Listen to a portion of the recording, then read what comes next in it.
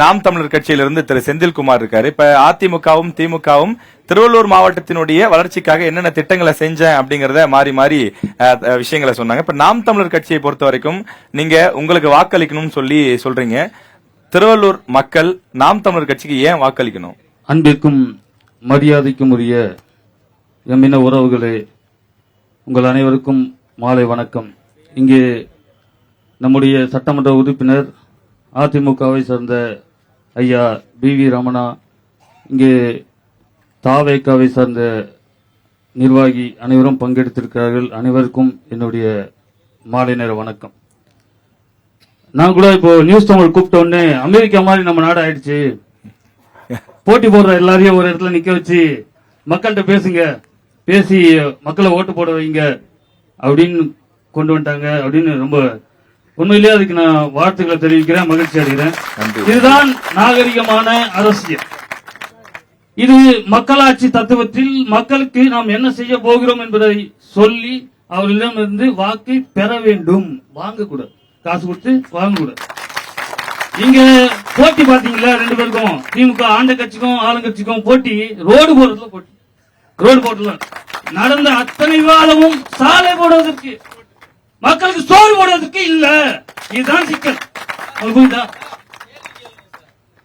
பதில் தாங்க சொல்லிருக்கோம். உங்க ஆளுங்க இருக்காரு, அவரும் பேசுவாரு, அவர் சட்டமன்றத்திலே பேசினவர், அவருக்கு தெரியும் பேசுறதுக்கு. இருங்க கொஞ்ச நேரம். இங்க மக்களாட்சி தத்துவம் எதை சொல்கிறது என்றால், மக்களுக்காக தேர்வு செய்யப்படுகிற பிரதிநிதிகள் மக்களுக்கான சேவையை செய்ய வேண்டும். இதுதான் 70 ஆண்டு கால சுதந்திர இந்தியாவில் 60 ஆண்டு கால திராவிட ஆட்சியின் சாதனை என் ஊர் மணவாள நகரில் சுடுகாடு இல்ல. இன்னைக்கு வரைக்கும் இல்ல. நான் செத்தால் என்னை புதைக்க ஒரு சுடுகாடு இல்ல. ஆட்சியின் சாதனை. அதே யாரும் பேசாதீங்க சார், அமைதியா இருங்க. அதே ஆத்தங்கரையில தண்ணி போலனா புதைப்பாங்க, தண்ணி போச்சுன்னா எரிப்பாங்க. இப்ப அதுவும் பண்ண முடியல. தூக்கிட்டு எங்க தெரியுமா வராங்க?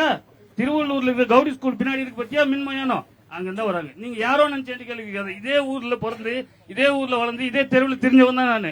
எனக்கு எல்லாம் தெரியும். இங்க 38 வயசு ஆகுது. இந்த அரசியல் களத்துக்கு நான் வரும்போது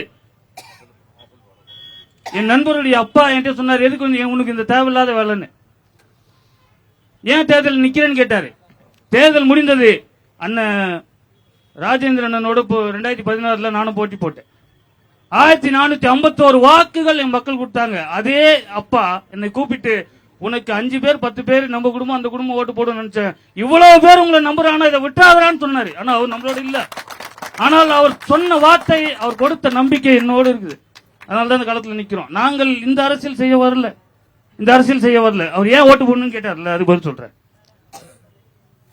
ஒரு நாட்டு குடிகளுக்கு உண்ண உணவு, இருக்க இடம், படிக்க கல்வி, நல்ல வேலைவாய்ப்புக்கேற்ற ஊதியம், அதை கொண்டு வாழ்கிற சிறப்பான தன்மானமிக்க வாழ்க்கை, அது இங்க இருக்கா? பொங்கலுக்கு, தமிழனுடைய பண்டிகை பொங்கலுக்கு வேட்டி கொடு, சேலை கொடு, வெள்ளம் கொடு, அரிசி கொடு, கரும்பு கொடுன்னு கேட்கிற அவ்வளவு நிலையில நம்ம நிறுத்திட்டான். பாத்துக்க, எங்க இருக்கு தன்மானம், எங்க இருக்கு சம உரிமை? மக்களுக்கு தேவைப்படுது இல்ல சார், எல்லாமே தேவைப்படுதுன்னா அவங்க சம்பாதிச்சு வாங்குற நிலையில அவங்களை வைக்கணுங்க. மக்கள் தன்மானத்தோட வாழணும். கை நீட்டி கையேந்தி வாழ்வது எப்படி? இலவசங்கள் என்பது மக்கள் ஒரு கரும்பு கட்டு கூட வாங்க முடியாம இருக்காங்களா?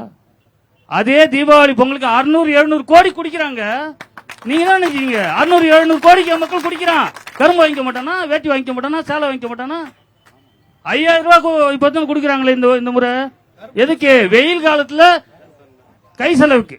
எது 5000 ரூபாய் 2000 ரூபாய்க்குன்னா வெயில் காலத்துல கை செலவுக்கு. அது எப்போ? தேர்தல் வரும்போது கை செலவு ஞாபகம் வரும் உங்களுக்கு.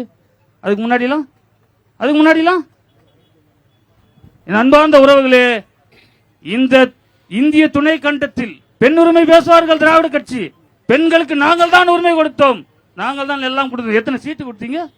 உங்க கட்சியில் எத்தனை சீட்டு கொடுத்தீங்க பெண்களுக்கு? எத்தனை அமைச்சர்கள் வந்தாங்க? நாங்க 117 சீட்டு. இல்ல, உங்க கட்சியில சொல்றாங்கல்ல, நீங்க பாதிக்கு பாதி 50% பெண்கள் நிறுத்துறீங்க. ஆனா நீங்க வெற்றி பெறதில்லைன்ற குற்றச்சாட்டு இருக்குல்ல. வெற்றி பெறக்கூடியவர்கள் ஆள் பார்த்து யாருக்கு வெற்றி வாய்ப்பு இருக்கு அதெல்லாம் பார்த்து தானே நிறுத்த முடியும்.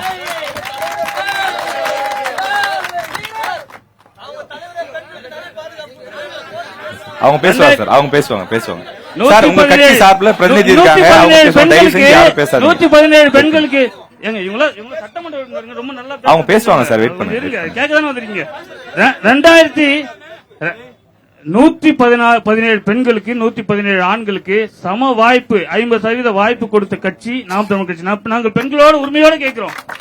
பெண்களுக்கு 500,000 காசு வேண்டுமா? யாருக்கு வேணா ஒரு ஓட்டு போடுங்க. அவங்க 500,000 கொடுப்பாங்க, எல்லாருக்கும் கூட கொடுக்க மாட்டாங்க, ஆள் பார்த்து கொடுப்பாங்க.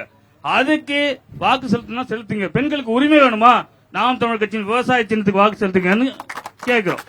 அதே மாதிரி வேலை வாய்ப்பு, சிப்காட் பேசுறாங்க. அதே காவேராஜபுரத்தில் இருக்க சிப்காட்டை எடுத்து நாங்க போராடுறோம். ஏன்னா சிப்காட் வளர்ச்சி இல்ல. மக்களுக்கு கூலிக்கு வேலை செய்ய வைப்பது என்பது வளர்ச்சி அல்ல. மெக்காலே கொண்டு வந்த கல்வி திட்டம் தான் இன்று வரை நமது இந்தியாவில் பின்பற்றப்படுகிறது. மெக்காலே எதுக்காக கல்வி திட்டம் கொண்டு வந்தாரு? வெள்ளைக்காரனுக்கு வேலை செய்வதற்கு, கூலிக்கு வேலை செய்வதற்கு. நினைச்சு பாருங்க, உலக நாடுகளை கை கூப்பி அழைத்து நம்முடைய முதல்வரும் பிரதமரும் என் நிலத்தில் இடம் இருக்கிறது வந்து நிறுவனத்தை தொடங்கிக் கொள்ளுங்கள் என்று சொல்கிற இவர்கள் ஒரு நாளாவது நான் பால் விலையை ஏற்றிவிட்டேன், பேருந்து கட்டணத்தை ஏற்றிவிட்டேன், எல்லாம் ஏறி போச்சு, என் மக்களுக்கு இந்த சம்பளத்தை கொடு என்று சொன்ன ஒரு முதல்வர் காட்டுங்க, ஒரு முதல்வர் காட்டுங்க. ஒருத்தரும் கிடையாது. எல்லாவற்றையும் ஏற்றி விட்டார்கள். இங்க தற்சார்பு பொருளாதாரம் தேவைப்படுகிறது, சாலை அல்ல. இங்க ஏர்போர்ட் தேவைப்படுவதில்லை, ஏர்போர்ட் விழுவதற்கு இடம் தேவைப்படுகிறது. அதுதான் அடுத்த தலைமுறை இந்த நிலத்தில் கையேந்தி நிற்காமல் டிராக்டர் வந்துருச்சு, அதை விட அட்வான்ஸான நவீன கருவிகள் வந்துருச்சு. நீங்க இன்னும் ஏர்போர்ட் விழணும்னு சொல்லிட்டு ஏர்போர்ட் வேணாங்கிறீங்க. எல்லா டெக்னாலஜியும் நாங்க பயன்படுத்துங்க. ஏர்போர்ட் விழணுங்கிறது வந்து விவசாயத்தை குறிக்கணுங்கிறதுக்காக சொல்றது. அதனால ஏர்போர்ட் தான் விழணும்னு இல்ல. இங்க என் மக்கள் திரையில ஒருத்தர் வருவாரு, ஆபத்தான நேரத்தில் ஓடி வந்து அப்படியே காப்பாற்றுவார். நீங்க எல்லாம் கை தட்டுவீங்க. தரையில நாங்க அதையே செய்வோம், ஆனா நீங்க கை விட்டுருவீங்க. இதுதான் நிலைமை, அதான் நிலைமை. திரையில் நடித்து காட்டுவதல்ல, தரையில் நிகழ்த்தி காட்டணும். அதுதான் புரட்சி, அதுதான் மாற்றம், அதான் அரசியல். மக்களுக்கு தேவையான கல்வி. மாடுக்கு மனுஷனுக்கு என்னங்க வித்தியாசம்? மாட்டுக்கு தெரியாது, ஆட்டுக்கு தெரியாது, தான் போட்ட குட்டியை எவர் எடுத்து வளர்ப்பார், எவர் கஞ்சி தண்ணி வைப்பார் என்று தெரியாது. ஆனால் மனிதனுக்கு தெரிய வேண்டும், அப்போதுதான் மனிதன். என் பையனை கூட்டு வந்திருக்கீங்க, 4 வயசு பையன். என் அன்பு பெற்றோர்கள், இதே போல புள்ள வச்சிருப்பீங்களா? உங்க ஆள் மனசுல கை வச்சு ஒரே ஒரு விஷயம் சொல்லுங்க. இந்த இடத்துல நாம செத்து போயிட்டா என் புள்ள எப்படி வளரும்? இந்த கஞ்சாவை குடிச்சுக்கிட்டு, அபீனை சாப்பிட்டுக்கிட்டு, போதைப் பொருளுக்கு அடிமையாகி. மனசாய்த்தோடு சொல்லுங்க, அந்த பயம் உங்களுக்கு இருக்கா இல்லையா? எப்படி இருக்கு நாடு? எப்படி இருக்கு நாடு? எல்லா இடத்துலயும் கஞ்சா கிடைக்குதுங்க, எல்லா இடத்துலயும் சாராயம் விற்குது, கள்ளச்சாராயம் விற்குது. அப்படி உங்கள் மனசாட்சியை தொட்டு சொல்லுங்கள். உங்கள் பிள்ளைகளை இன்று நீங்கள் விட்டு விட்டு போக இந்த நிலம் சரியானதாக இருக்கிறதா? இந்த திராவிட ஆட்சியாளர்களின் ஆட்சியில் இந்த நிலம் நம் பிள்ளைகளை விட்டு விட்டு நாம் போவதற்கு சரியாக இருக்கிறதா? அதை யோசிங்க.